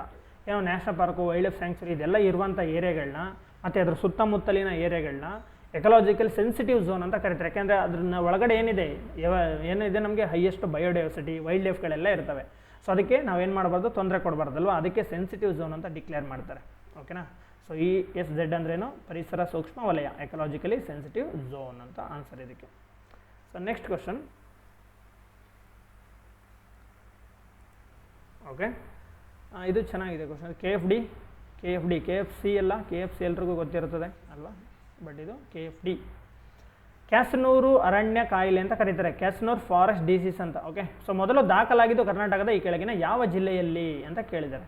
ನೋಡಿ, ಇದು 1957 1957 ಇದು ಫಸ್ಟು ರೆಕಾರ್ಡ್ ಆಗಿದ್ದು ಈ ಥರದ್ದೊಂದು ಕಾಯಿಲೆ. 1957 ಫಸ್ಟ್ ಎಲ್ಲಿ ನೋಡಿ, ಮೊದಲ ಬಾರಿಗೆ ವೈರಸ್ಸಿಂದ ಬರುತ್ತೆ, ಇದು ವೈರಸ್ಸಿಂದ ಬಂತು. ಇದನ್ನು ಮಂಗನ ಕಾಯಿಲೆ ಅಂತಲೂ ಕರೀತಾರೆ, ಮಂಗನ ಕಾಯಿಲೆ ಅಂತ. ಸೊ ಶಿವಮೊಗ್ಗ ಜಿಲ್ಲೆ ಸಾಗರ ತಾಲೂಕಿನ ಕ್ಯಾಸನೂರು ಅಂತ ಫಾರೆಸ್ಟ್ ಇದೆ ಅಲ್ಲಿ ಸಾಗರ ತಾಲೂಕಲ್ಲಿ. ಸೊ ಕ್ಯಾಸನೂರು ಅರಣ್ಯ ಪ್ರದೇಶದಲ್ಲಿ ಕಾಯಿಲೆ ಫಸ್ಟ್ ಟೈಮ್ ಪತ್ತೆ ಆಗಿತ್ತು. ಓಕೆನಾ? ಸೊ ಅದಕ್ಕೆ ಹೆಸರನ್ನ ಮಂಗನ ಕಾಯಿಲೆ ಅಥವಾ ಕ್ಯಾಸನೂರು ಫಾರೆಸ್ಟ್ ಡಿಸೀಸ್ ಅಂತಲೇ ಕರೀತಾರೆ. ಸೊ ಯಾವಾಗ ಬಂದಿದ್ದು? ಇಲ್ಲಿ ಶಿವಮೊಗ್ಗ. ಓಕೆ, ಇದಕ್ಕೆ ಆನ್ಸರು ಶಿವಮೊಗ್ಗ. ಇದು ಒಂದು ಮಾರಣಾಂತಿಕ ಕಾಯಿಲೆ ಮತ್ತು ಇದು ಒಂದು ಸ್ಪೆಸಿಫಿಕ್ ಏರಿಯಾದಲ್ಲಿ ಮಾತ್ರ ಬರ್ತದೆ. ಅಂದರೆ ಇದು ಇದರಲ್ಲಿ ಮಲೆನಾಡು ಏರಿಯಾ ಬಿಟ್ಟು ಬೇರೆ ಎಲ್ಲೂ ಬರೋದಿಲ್ಲ, ಮಲೆನಾಡಲ್ಲಿ ಮಾತ್ರ. ಶಿವಮೊಗ್ಗ, ಚಿಕ್ಕಮಗಳೂರು ಆ ಭಾಗದಲ್ಲಿ ಜಾಸ್ತಿ ಬರುವಂಥ ಕಾಯಿಲೆ, ಒಂದು ಮಾರಣಾಂತಿಕ ಕಾಯಿಲೆ ಕೂಡ ಹೌದು ಇದು. ಓಕೆನಾ? ಈ ಕಾಯಿಲೆ ಬಗ್ಗೆ ಇನ್ನೊಂದು ಕ್ವಶನ್ ಇದೆ KS ಎಕ್ಸಾಮಲ್ಲಿ, ಅಲ್ಲಿ ತಗೊಂಡಾಗ ಇನ್ನೊಂದು ಸ್ವಲ್ಪ ಡೀಟೇಲಾಗಿ ಹೇಳ್ತೀನಿ ಇದ್ರ ಬಗ್ಗೆ, ಹೋಗಿ ಯಾವ ಥರ ಹರಡುತ್ತೆ ಅದೆಲ್ಲ ನೋಡುವ. ಓಕೆ, ಸೊ ಈಗ ನೆಕ್ಸ್ಟ್ ಕ್ವಶನ್ ನೋಡೋಣ. ಸಿಂಪಲ್ ಕ್ವಶನ್ ಇದು. ಮೇಕೆದಾಟು ಯೋಜನೆ ಕೇಳಿದ್ದಾರೆ ಅಷ್ಟೇ, ನ್ಯೂಸಲ್ಲಿ ಇದೆ ಅಲ್ವಾ ಇದು. ಮೇಕೆದಾಟು ಯೋಜನೆ ವಿಷಯವಾಗಿದೆ, ಯಾವೆರಡು ರಾಜ್ಯದ ನಡುವೆ ಬರುತ್ತೆ ಅಂತ ಅಷ್ಟೇ. ಸೊ ಇಲ್ಲಿ 4ನೇ ಆಪ್ಷನ್ ಮಿಸ್ ಆಗಿದೆ, ಬಟ್ ಆನ್ಸರ್ ಇಲ್ಲೇ ಇದೆ, ಡೋಂಟ್ ವರಿ. ಮೇಕೆದಾಟು ಯೋಜನೆ ಯಾವ ಎರಡು ರಾಜ್ಯಗಳ ನಡುವೆ ಬರುತ್ತೆ? ನಿಮ್ಗೆ ಗೊತ್ತಿದೆ ಮೇಕೆದಾಟು ನಮ್ಮಲ್ಲೇ ಕರ್ನಾಟಕದಲ್ಲಿದೆ, ಹಂಗಾಗಿ ಕರ್ನಾಟಕ ಬರಲೇಬೇಕಲ್ವಾ. ಸೊ ಕರ್ನಾಟಕ ಬರಬೇಕು, ಬಟ್ ಕೇರಳ ಬರಲ್ಲ, ಹಂಗಾಗಿ ರಾಂಗ್. ಕೇರಳ ಇದೆ, ಕೇರಳ ರಾಂಗ್. ಕರ್ನಾಟಕ ಮತ್ತು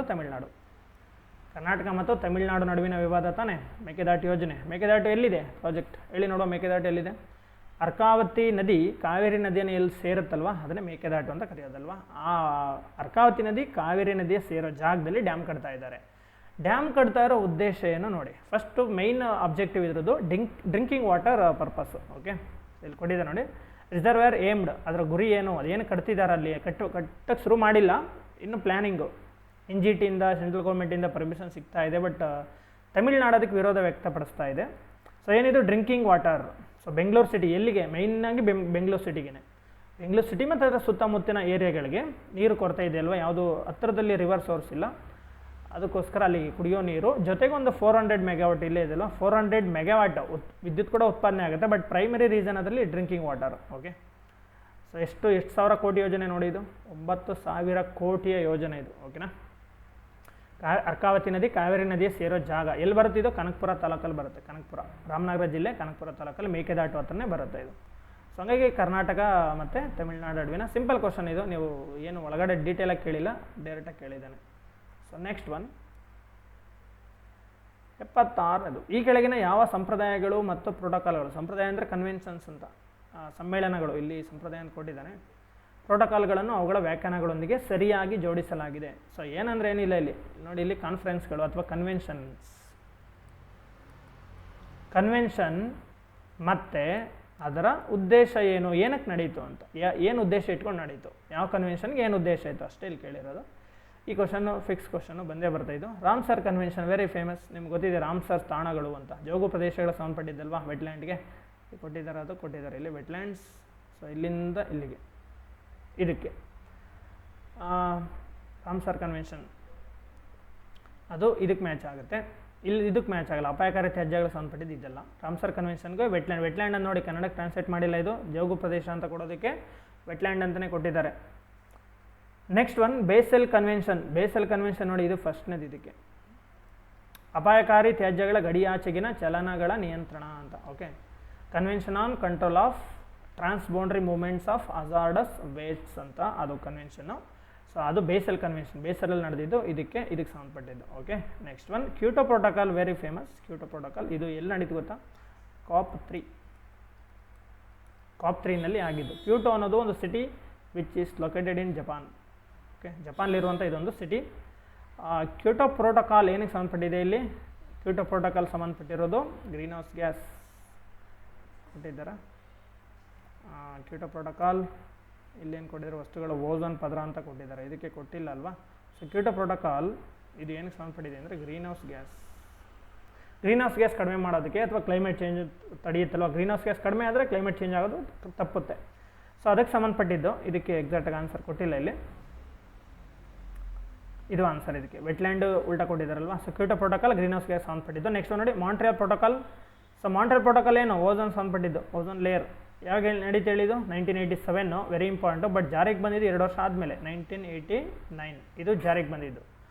ಮಾಂಟ್ರಿಯಲ್ ಪ್ರೋಟೋಕಾಲ್, ಮಾಂಟ್ರಿಯಲ್ ಅನ್ನೋದು ಸಿಟಿ, ಕೆನಡಾದಲ್ಲಿರುವಂಥ ಒಂದು ಸಿಟಿ, ಅಲ್ಲಿ ನಡೆದಿದ್ದು, ಅದಕ್ಕೋಸ್ಕರ ಮಾಂಟ್ರಿಯಲ್ ಪ್ರೋಟೋಕಾಲ್ ಅಂತ ಕರೀತಾರೆ. Okay.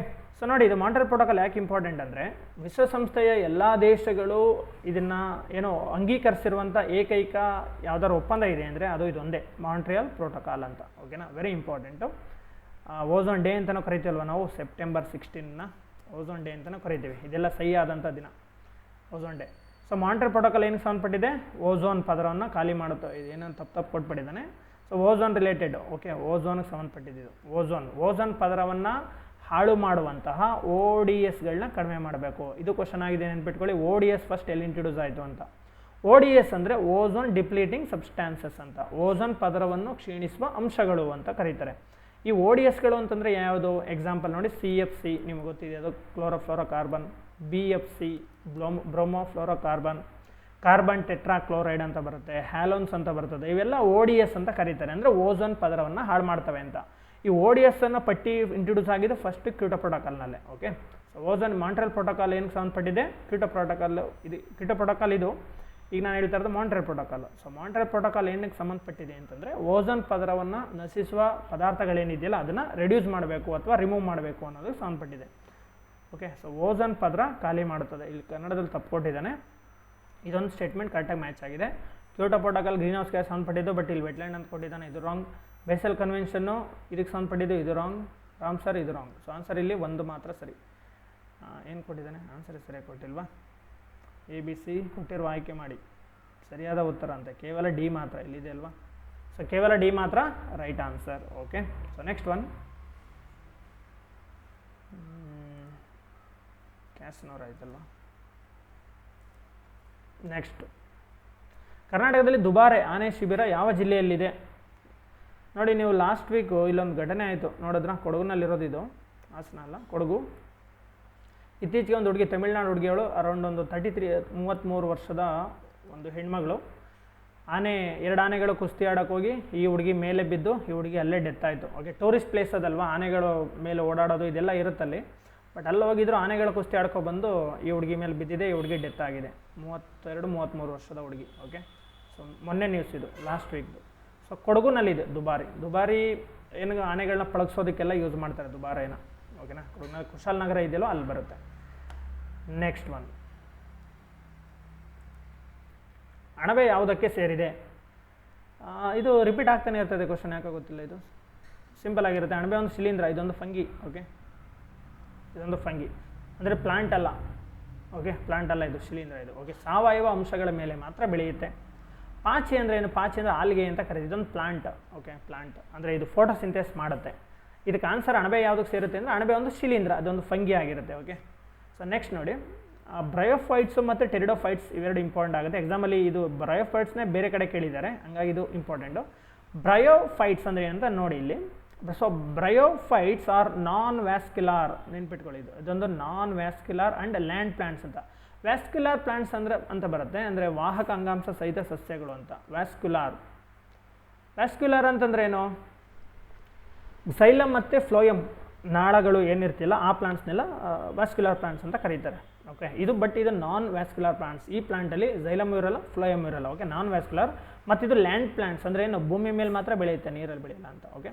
So land plants, non vascular, that represent a critical evolutionary, ನೋಡಿ very important, evolutionary link between, link ಮಾಡ್ತಾ ಇದೆ ಯಾವುದನ್ನು, aquatic algae and vascular plants. ನೀರಲ್ಲಿ ಬೆಳೆಯೋ ಪಾಚಿಗಳೇನಿದೆಯಲ್ಲ ಅದು, ಮತ್ತು ವ್ಯಾಸ್ಕ್ಯುಲಾರ್ ಪ್ಲಾಂಟ್ಸ್, ಝೈಲಮ್ ಮತ್ತು ಫ್ಲೋಯಮ್ ಇರುವಂಥ ಪ್ಲಾಂಟ್ಸ್ಗಳ ನಡುವೆ ಎವಲ್ಯೂಷನರಿ ಗ್ಯಾಪಲ್ಲಿ ಬರುವಂಥ ಒಂದು ಸಸ್ಯಗಳಾಗಿರ್ತವೆ. ಓಕೆ. ಪಾಚಿಗಳ ರೀತಿ ಚಿಕ್ಕ ಪುಟ್ಟ ಸಸ್ಯಗಳಿವು. ಓಕೆ. ಅದನ್ನು ಬ್ರಯೋಫೈಟ್ಸ್ ಅಂತ ಕರೀತಾರೆ.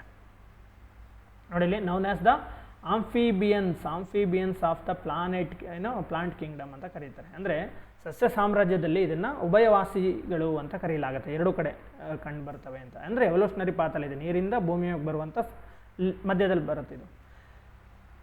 ಓಕೆ, ನೋಡಿ ನೆಕ್ಸ್ಟ್ ನೋಡಿ, ವೆರಿ ಇಂಪಾರ್ಟೆಂಟ್ ಬ್ರಯೋಫೈಟ್ಸ್ ನೆನ್ಪಿಟ್ಕೊಳ್ಳಿ, 2 ಸಲ ಕ್ವಶನ್ ಆಗಿದೆ, ಬ್ರಯೋಫೈಟ್ಸ್ ಬಗ್ಗೆನೇ ಆಗಿದೆ.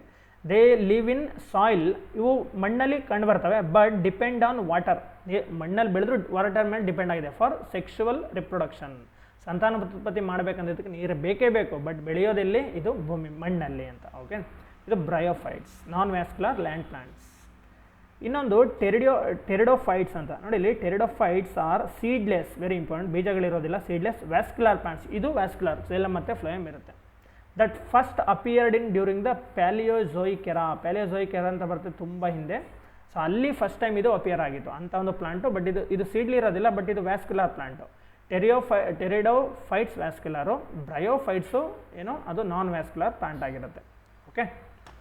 ಓಕೆ, ನೆಕ್ಸ್ಟ್ ಒನ್, ಮರುಭೂಮಿ ಸಸ್ಯಗಳನ್ನು ಸಾಮಾನ್ಯವಾಗಿ ಡ್ಯಾಶ್ ಎಂದು ಕರೆಯಲಾಗುತ್ತದೆ. ನೋಡಿ, ಇದು ಸಿಂಪಲ್ ಕ್ವಶನ್, ಈ ಥರ ಕ್ವಶನ್ಗಳಾಗ್ತಾ ಇರ್ತವೆ. ಮರುಭೂಮಿಯಲ್ಲಿ ಬೆಳೆಯೋದೇನು, ಆಮ್ಲೀಯ ಮಣ್ಣಿನಲ್ಲಿ ಬೆಳೆಯೋದೇನಂತ ಕರೀತಾರೆ, ಜಾಸ್ತಿ ಮಳೆ ಬೀಳೋ ಕಡೆ, ಈ ಥರ ಕ್ವಶನ್ ಆಗ್ತಾನೆ ಇರ್ತವೆ ಪದೇ ಪದೇ. ಸೊ ಇಲ್ಲಿ ನೋಡಿ, ಮರುಭೂಮಿಲಿ ಬೆಳೆಯೋದು ಝೀರೋಫೈಟ್ಸ್ ಅಂತಾರೆ, ಎಲ್ಲಿದೆ ಝೀರೋಫೈಟ್ಸ್, ಇಲ್ಲಿದೆ ಝೀರೋಫೈಟ್ಸ್ ಅಂತ ಕರೀತಾರೆ ಇದನ್ನ. ಓಕೆ, ಸೊ ಮತ್ತು ಹಾಗಾದ್ರೆ ಇವೇನು ಮರುಭೂಮಿ ಅಂತಂದರೆ ಮರುಭೂಮಿಲೇ ಬೆಳೀತವೆ ಅಂತಲ್ಲ, ಕಡಿಮೆ ಮಳೆ ಆಗೋ ಪ್ರದೇಶದಲ್ಲಿ ಬೆಳೆಯೋದನ್ನೆಲ್ಲ ಝೀರೋಫೈಟ್ಸ್ ಅಂತಲೇ ಕರೆಯೋದು. ಅರಿಡ್ ಝೋನ್ ಅಂತ ಕರಿಬೋದು ನಾವು, ಅರಿಡ್ ರೀಜನ್, ಶುಷ್ಕ ಪ್ರದೇಶಗಳು, ಮಳೆ ಕಡಿಮೆ ಬೀಳೋ ಪ್ರದೇಶದಲ್ಲಿ ಬೆಳೆಯೋ ಸಸ್ಯಗಳನ್ನೆಲ್ಲ ಝೀರೋಫೈಟ್ಸ್ ಅಂತಾರೆ. ಯಾಕೆ, ಅವು ಕಡಿಮೆ ಮಳೆಗೇ ತಮ್ಮ ಬಾಡಿಯನ್ನು ಅಡಾಪ್ಟ್ ಮಾಡ್ಕೊಂಡ್ಬಿಟ್ಟಿರ್ತವೆ. ಓಕೆನಾ, ಸೊ ಅದಕ್ಕೋಸ್ಕರ ಕಮ್ಮಿ ನೀರಲ್ಲೂ ಬೆಳೀತವೆ, ಬಿದ್ದ ನೀರನ್ನು ದೀರ್ಘಾವಧಿವರೆಗೆ ಸ್ಟೋರ್ ಮಾಡಿಬಿಡ್ತವೆ. ಈಗ ಥರ್ಮೋಫೈಟ್ಸ್ ಅಂದರೆ ಏನು, ಥರ್ಮೋ ಅಂದರೆ ಗೊತ್ತಲ್ಲ, ಉಷ್ಣಾಂಶ ಅಂತ, ಇದು ಟೆಂಪ್ರೇಚರ್. ಸೊ ಟೆಂಪ್ರೇಚರ್ ಜಾಸ್ತಿ ಬೇಡುವಂಥ ಸಸ್ಯಗಳಿಗೆ ಥರ್ಮೋಫೈಟ್ಸ್ ಅಂತಾರೆ, ಇಲ್ಲಿ ಕೊಟ್ಟಿದ್ದಾರೆ. ಓಕೆ, ಥರ್ಮೋಫೈಟ್ಸ್ ನೋಡಿ, ಅತಿ ಹೆಚ್ಚು ತಾಪಮಾನದಲ್ಲಿ ಬೆಳೆಯುವ ಜೀವಿಗಳು ಅಂತ. ಸಿಯೋಫೈಟ್ಸ್ ಅಂತಂದರೆ ಇದಕ್ಕೆ ಜಾಸ್ತಿ ಬಿಸಿಲಾಗಲ್ಲ, ಇದಕ್ಕೆ ಆಪೋಸಿಟ್ ಇದು. ಓಕೆ, ನೆರಳಿನಲ್ಲಿ ಬೆಳೆಯುವ ಸಸ್ಯಗಳು, ನೆರಳು ಇಲ್ಲಿದೆ ನೋಡಿ, ಸಿಯೋಫೈಟ್ಸ್ ನೆರಳಿನಲ್ಲಿ ಬೆಳೆಯುವ ಇಷ್ಟಪಡುವ ಸಸ್ಯಗಳು. ನೆರಳು ಅಂದರೆ ಎಕ್ಸಾಂಪಲ್ ನೋಡಿ, ಈಗ ಇವು ಎವರ್ಗ್ರೀನ್ ಫಾರೆಸ್ಟಲ್ಲಿ ಜಾಸ್ತಿ ಕಂಡು ಬರ್ತವೆ. ಎವರ್ಗ್ರೀನ್ ಫಾರೆಸ್ಟಲ್ಲಿ ತುಂಬ ಮರಗಳು ಮೋರ್ ದೆನ್ 60 ಮೀಟರ್ ಬೆಳೆಯೋದ್ರಿಂದ ಅಲ್ಲಿ ಕೆನಪಿ ಕ್ಲೋಸ್ ಆಗಿಬಿಡುತ್ತೆ, ಕೆಳಗಡೆ ನೆರಳಿರುತ್ತೆ, ಆ ನೆರಳಲ್ಲಿ ಬೆಳೆಯೋದಕ್ಕೆ ಇಷ್ಟಪಡ್ತವೆ ಈ ಸಸ್ಯಗಳು. ಓಕೆ, ಸೊ ಇದು ನಿತ್ಯ ಋತುವಿನ ಅರಣ್ಯದಲ್ಲಿ ಸಿಯೋಫೈಟ್ಸ್ಗಳು ಹೆಚ್ಚಾಗಿ ಕಂಡು ಬರ್ತವೆ. ಸೊ ಥರ್ಮೋಫೈಟ್ಸ್ ಅಂದರೆ ಅತಿ ಹೆಚ್ಚು ತಾಪಮಾನ ಬೇಡೋ ಸಸ್ಯಗಳು, ಸಿಯೋಫೈಟ್ಸ್ ಅಂದರೆ ನೆರಳಲ್ಲಿ ಬೆಳೆಯೋ ಸಸ್ಯಗಳು, ಝೀರೋಫೈಟ್ಸ್ ಅಂದರೆ ಗೊತ್ತಾಯ್ತು ಮರುಭೂಮಿಲಿ ಸಸ್ಯಗಳು. ಆರ್ಕಿಡ್ಸ್ ಅಂತಂದರೆ ನೋಡಿ, ಇಲ್ಲಿ ಕೊಟ್ಟಿದೆ ಹೂಗಳು, ಚಿಕ್ಕಪುಟ್ಟ ಹೂಗಳು, ಕೋಲ್ಡ್ ಕ್ಲೈಮೇಟಲ್ಲಿ ಬೆಳೆಯುವಂಥ ಹೂಗಳಿವು. ಕೋಲ್ಡ್ ಕ್ಲೈಮೇಟ್ ಬೇಕು, ಹೈ ಆಲ್ಟಿಟ್ಯೂಡ್, ಎತ್ತರವಾದ ಪ್ರದೇಶದಲ್ಲಿ ಮಾತ್ರ ಬೆಳೆಯೋದು. ನೋಡಿ, ಆರ್ಕಿಡ್ಗಳು ಇವು ಸಾಮಾನ್ಯವಾಗಿ ಉಷ್ಣವಲಯದ ಮಳೆ ಕಾಡುಗಳಲ್ಲಿ ಕಂಡುಬರುವ ಹೂ ಬಿಡುವ ಸಸ್ಯಗಳಾಗಿವೆ, ಚಿಕ್ಕಪುಟ್ಟ ಸಸ್ಯಗಳು. ನೋಡಿ, ಇನ್ನೊಂದು ಕ್ವಶನು, ಭಾರತದ ಆರ್ಕಿಡ್ ಕ್ಯಾಪಿಟಲ್ ಯಾವುದು ಅಂತ ಕೇಳಿದ್ದಾರೆ. Orchid capital Arunachal Pradesh.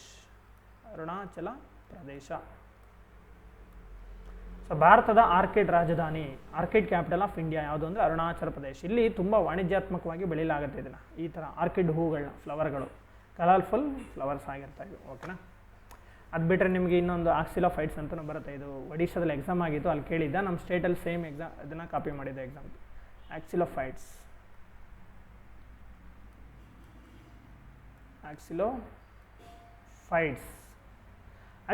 ಅಂತಂದರೆ, ಫೈಟ್ಸ್ ಅಂದರೆ ಪ್ಲಾಂಟ್ಸೇ, ಫೈಟ್ಸ್ ಅನ್ನೋ ವರ್ಡ್ ಎಲ್ಲಾದರೂ ಬರಲಿ, ಪ್ಲಾಂಟ್ಸ್ ಅದು. ಓಕೆ, ಹಿಂದೆ ಬರೋ ವರ್ಡ್ ಗೊತ್ತಾಗಬೇಕಷ್ಟೇ ಏನು ಅಂತ. ಆಕ್ಸಿಲೋಫೈಟ್ಸ್ ಅಂದರೆ ಆಮ್ಲೀಯ ಮಣ್ಣು, ಅಂದರೆ ಆಮ್ಲೀಯತೆ ಎಲ್ಲಿ ಜಾಸ್ತಿ ಇರ್ತದೋ ಅಲ್ಲಿ ಬೆಳೆಯುವಂಥ ಮಣ್ಣಾಗಿರ್ತದೆ. ಆಮ್ಲೀಯ ಮಣ್ಣಿನಲ್ಲಿ ಬೆಳೆಯುವ ಸಸ್ಯಗಳಿಗೆ ಆಕ್ಸಿಲೋಫೈಟ್ಸ್ ಅಂತ ಕರೀತಾರೆ. ಓಕೆ, ಸೊ ಬೇರೆ ಕ್ವಶನ್ ಇನ್ನೊಂದು ಅಷ್ಟಿದ್ದಾವೆ, ತಗೊಳ್ಳೋಣ ಅದನ್ನು. ನೆಕ್ಸ್ಟ್ ಕ್ವಶನ್, ಲೆಗ್ಯುಮಿನೋಸಿ ಜಾತಿಯ ಸಸ್ಯದ ಬೇರಿನ ಗಂಟುಗಳಲ್ಲಿರುವ ಬ್ಯಾಕ್ಟೀರಿಯಾ. ಲೆಗ್ಯುಮಿನೋಸಿ ಅಂದರೆ ಏನು ಹೇಳಿ, ಲೆಗ್ಯುಮಿನಸ್ ಅಂದರೆ ದ್ವಿದಳ ಧಾನ್ಯಗಳು ಅಂತ. ದ್ವಿದಳ ಧಾನ್ಯಗಳನ್ನು ಲೆಗ್ಯುಮಿನಸ್ ಪ್ಲಾಂಟ್ಸ್ ಅಂತ ಕರೀತಾರೆ. ಇಲ್ಲಿ ದ್ವಿದಳ ಧಾನ್ಯಗಳ ಬಿಡುವಂಥ ಸಸ್ಯಗಳನ್ನು. ಅದರ ಬೇರಲ್ಲಿ ಒಂದು ಬ್ಯಾಕ್ಟೀರಿಯಾ ಇರುತ್ತೆ. ಓಕೆನಾ, ಅದ್ರ ಬೇರಲ್ಲಿ ಒಂದು ಗಂಟಿರುತ್ತೆ, ಇಲ್ಲಿ ಕೊಟ್ಟಿದ್ದಾರೆ ಗಂಟಿರುತ್ತೆ, ಆ ಗಂಟಲ್ಲಿ ಬ್ಯಾಕ್ಟೀರಿಯಾಗಳಿರುತ್ತೆ, ಯಾವುದು ಅಂತ ಕೇಳಿದ್ದಾರೆ ಅಷ್ಟೇ. ಇಲ್ಲಿ ನೋಡಿ, ಇವೆಲ್ಲ ಬ್ಯಾಕ್ಟೀರಿಯಾಗಳೇ, ವೆರಿ ಇಂಪಾರ್ಟೆಂಟ್ ಬ್ಯಾಕ್ಟೀರಿಯಾಗಳು. ನೈಟ್ರೋಜನ್ ಸೈಕಲ್ ಓದುವಾಗ ಈ ಎಲ್ಲ ಬ್ಯಾಕ್ಟೀರಿಯಾಗಳು ಗೊತ್ತಿರಬೇಕಾಗುತ್ತೆ. ಸೊ ಅದರಲ್ಲಿ ಆನ್ಸರ್ ಯಾವುದು ಅಂತಂದರೆ ಇದು ರೈಸೋಬಿಯಂ. ಪದೇ ಪದೇ ರಿಪೀಟ್ ಆಗೋ ಕ್ವಶನ್ ಇದು. ರೈಸೋಬಿಯಂ ಬ್ಯಾಕ್ಟೀರಿಯಾ ದ್ವಿದಳ ಧಾನ್ಯದ ಸಸ್ಯಗಳ ಬೇರೆ. ಎಕ್ಸಾಂಪಲ್ ಕಡಲೆಕಾಯಿನ ಗಿಡ, ಈ ಥರ ದ್ವಿದಳ ಧಾನ್ಯದ ಸಸ್ಯಗಳು. ಸೊ ರೈಸೋಬಿಯಂ ಬ್ಯಾಕ್ಟೀರಿಯಾ ಇವು ಕೂಡ ತುಂಬ ಇಂಪಾರ್ಟೆಂಟೇ. ಅಜಟೋಬ್ಯಾಕ್ಟರ್ ಇದಕ್ಕೊಂದು ನೈಟ್ರಿಫಿಕೇಷನ್ ಮಾಡುತ್ತೆ. ಅಜಟೋಬ್ಯಾಕ್ಟರ್ ಇಲ್ಲಿ ನೋಡ್ಕೊಟ್ಟಿದ್ದಾರೆ. ರೈಸೋಬಿಯಂ ಏನಿದೆ ದ್ವಿದಳ ಧಾನ್ಯದ ಸಸ್ಯದ ಬೇರಲ್ಲಿರುತ್ತೆ. ಅಜಟೋಬ್ಯಾಕ್ಟರ್ ನೋಡಿ, ಇದು ಮಣ್ಣಿನಲ್ಲಿ ಮುಕ್ತವಾಗಿ ಜೀವ ಸಾರಜನಕ ಸ್ಥಿರೀಕರಣ ಮಾಡುವ ಬ್ಯಾಕ್ಟೀರಿಯಾ. ನೈಟ್ರೋಜನ್ ಫಿಕ್ಸೇಷನ್ ಮಾಡುತ್ತೆ. ಇದು ನೈಟ್ರೋಜನ್ ಅಬ್ಸರ್ವ್ ಮಾಡಿ ಅಮೋನಿಯಾಗಿ ಕನ್ವರ್ಟ್ ಮಾಡುತ್ತೆ. ಇದನ್ನು ನೈಟ್ರೋಜನ್ ಫಿಕ್ಸೇಷನ್ ಅಂತ ಕರೀತಾರೆ. ಓಕೆ, ಸೊ ಇದ್ರ ಬಗ್ಗೆ ನೆಕ್ಸ್ಟ್ ನೋಡುವ. ಕ್ಲಾಸ್ಟ್ರಿಡಿಯಂ ಇದು ಕೂಡ ಮಣ್ಣಿನಲ್ಲಿ ಮುಕ್ತವಾಗಿ ಜೀವಿಸುವ ಒಂದು bacteria. Okay, so pseudomonas very important. But pseudomonas ಇದು ಡಿನೈಟ್ರಿಫಿಕೇಷನ್ ಮಾಡುತ್ತೆ. ಡಿನೈಟ್ರಿಫಿಕೇಷನ್ ನೆನ್ಪಿಟ್ಕೊಂಡು, ನೈಟ್ರಿಫಿಕೇಷನ್ ಬೇರೆ, ಡಿನೈಟ್ರಿಫಿಕೇಷನ್ ಬೇರೆ. ಡಿನೈಟ್ರಿಫಿಕೇಷನ್ ಅಂದರೆ ಸಾರಜನಕ ಮರುಸ್ಥಿರೀಕರಣ ಅಂತ. ಅಂದರೆ ನೈಟ್ರೈಟ್ ಮತ್ತು ನೈಟ್ರೇಟ್ಗಳನ್ನು ಮತ್ತೆ ನೈಟ್ರೋಜನ್ ಆಗಿ ಕನ್ವರ್ಟ್ ಮಾಡೋ ಒಂದು ಪ್ರೋಸೆಸ್. ಓಕೆ, ನೈಟ್ರೋಜನ್ ಸೈಕಲ್ ಅಂತ ಒಂದು ಟಾಪಿಕ್ ತೊಗೊಳ್ಳೋಣ, ಒಂದು ಡೆಡಿಕೇಟೆಡ್ ಟಾಪಿಕ್, ಅದು ವೆರಿ ಇಂಪಾರ್ಟೆಂಟು. ಅದರಲ್ಲಿ ಪೂರ್ತಿ ನೈಟ್ರೋಜನ್ ಫಿಕ್ಸೇಷನ್ ಅಂತಂದ್ರೇನು, ಸೊ ಇದನ್ನೆಲ್ಲ ಡೈರೆಕ್ಟಾಗಿ ಡಿಸ್ಕಸ್ ಮಾಡೋಣ. ಓಕೆನಾ, ಇಲ್ಲಿ ಆನ್ಸರ್ ಯಾವುದು? ರೈಸೋಬಿಯಂ. ಇದು ಏನು ಮಾಡುತ್ತೆ? ಲೆಗ್ಯುಮಿನಸ್ ಪ್ಲಾಂಟಲ್ಲಿ ಕೂತ್ಕೊಂಡು ಅಟ್ಮಾಸ್ಫಿಯರಿಕ್ ನೈಟ್ರೋಜನ್ನ ಅಬ್ಸರ್ವ್ ಮಾಡಿ ಅಮೋನಿಯಾ ಆಗಿ ಕನ್ವರ್ಟ್ ಮಾಡುತ್ತೆ. ಆವಾಗ ಸಸ್ಯ ಏನು ಮಾಡುತ್ತೆ? ಅಮೋನಿಯಾವನ್ನು ಅಬ್ಸರ್ವ್ ಮಾಡಿಕೊಂಡು ಬೆಳೆಯುತ್ತೆ. ಓಕೆನಾ, ಇವೆರಡರ ನಡುವೆ ಯಾವ ಸಂಬಂಧ ಇದೆ? Very important. ಯಾವ ಸಂಬಂಧ? ಸಿಂಬಯೋಸಿಸ್ ಸಂಬಂಧ ಇದೆ. ಅಂದರೆ ಪರಸ್ಪರ ಅವಲಂಬನೆ. ಈಗ ನೋಡಿ, ರೈಸೋಬಿಯಂ ಬ್ಯಾಕ್ಟೀರಿಯಾ ಸತ್ತೋದ್ರೆ ಈ ಗಿಡ ಸತ್ತೋಗುತ್ತೆ, ಗಿಡ ಸತ್ತೋದ್ರೆ ಈ ಬ್ಯಾಕ್ಟೀರಿಯಾ ಸತ್ತೋಗುತ್ತೆ. ರೈಸೋಬಿಯಂ ಬ್ಯಾಕ್ಟೀರಿಯಿಂದ ಗಿಡಕ್ಕೆ ಏನು ಲಾಭ? ರೈಸೋಬಿಯಂ ಬ್ಯಾಕ್ಟೀರಿಯಿಂದ ಗಿಡಕ್ಕೆ ಏನು ಲಾಭ ಅಂತಂದರೆ, ಇದು ವಾಯುಮಂಡಲದಲ್ಲಿರೋ ಸಾಧನಕ್ಕೆ ಅಬ್ಸರ್ವ್ ಮಾಡ್ಕೊಂಡು, ಅಂದರೆ ನೈಟ್ರೋಜನನ್ನು ಅಬ್ಸರ್ವ್ ಮಾಡಿಕೊಂಡು, ಈ ಕಡೆ ಬರೋದು ನೋಡಿ, ಇಲ್ಲಿ ಈ ಕಡೆ ಬರೋಣ. ಸೊ ಇದು ಅಟ್ಮಾಸ್ಫಿಯರಿಕ್ ನೈಟ್ರೋಜನನ್ನು ಅಬ್ಸರ್ವ್ ಮಾಡಿ ಇದನ್ನು ಅಮೋನಿಯಾ NH3 ಅಮೋನಿಯಾ ಆಗಿ ಕನ್ವರ್ಟ್ ಮಾಡಿ ಕೊಡುತ್ತೆ. ಸೊ ಅವಾಗ ಗಿಡ ಬೆಳೆಯುತ್ತೆ.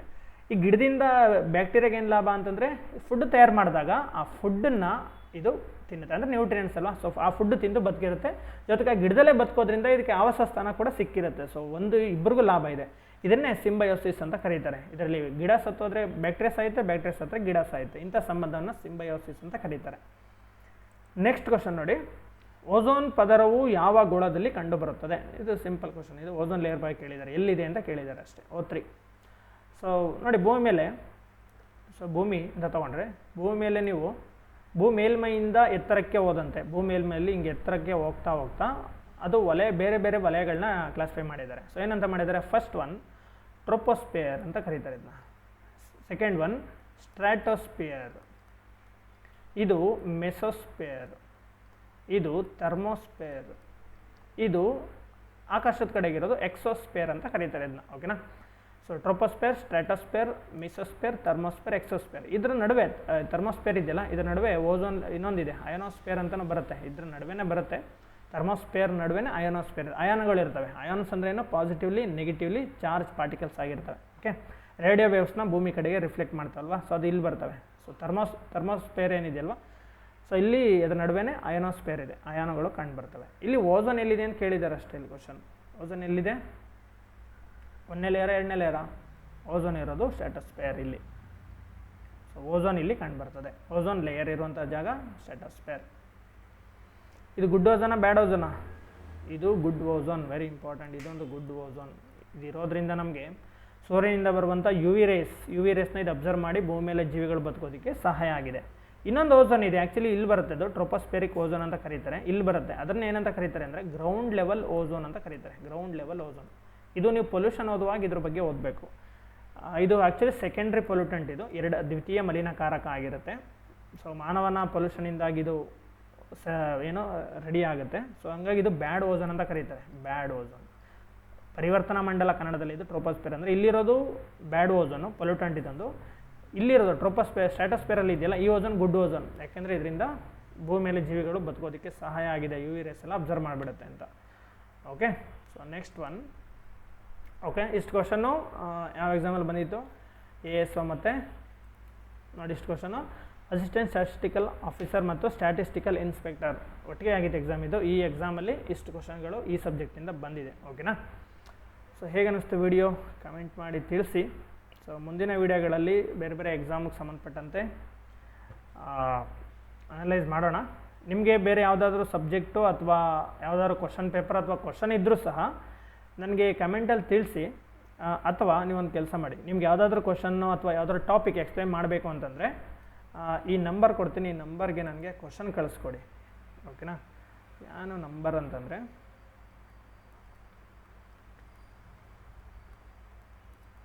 ಈ ನಂಬರ್ಗೆ ಕಳಿಸ್ಕೊಡಿ. ನಿಮ್ದು ಏನಾದರೂ ಕ್ವಶನ್ ಇರಲಿ ಅಥವಾ ಏನಾದರೂ ಸಜೆಷನ್ ಇರಲಿ, ಏನೇ ಇದ್ರೂ ಪರವಾಗಿಲ್ಲ. ಸೊ ಈ ನಂಬರ್ ನನಗೆ ವಾಟ್ಸಪ್ ಮಾಡಿ. 9019096970 ಈ ನಂಬರ್ಗೆ ನೀವು ನಿಮಗೆ ಯಾವುದಾದ್ರೂ ಕ್ವಶನ್ ಅಥವಾ ಟಾಪಿಕ್ ತಿಳ್ಕೊಬೇಕು ಅಂತ ಅನಿಸಿದ್ರೆ ಈ ನಂಬರ್ಗೆ ನೀವು ವಾಟ್ಸಪ್ ಮಾಡಿದ್ರೆ ನಾವು ಆ ನಂಬರ್ ಬಗ್ಗೆ ಆ ಒಂದು ಟಾಪಿಕ್ ಬಗ್ಗೆ ಮಾಡೋದಕ್ಕೆ ಪ್ರಯತ್ನ ಪಡ್ತೀವಿ. ಓಕೆನಾ, so okay, thank you so much. Next ವೀಡಿಯೋದಲ್ಲಿ ಮತ್ತೆ ಸಿಗೋಣ.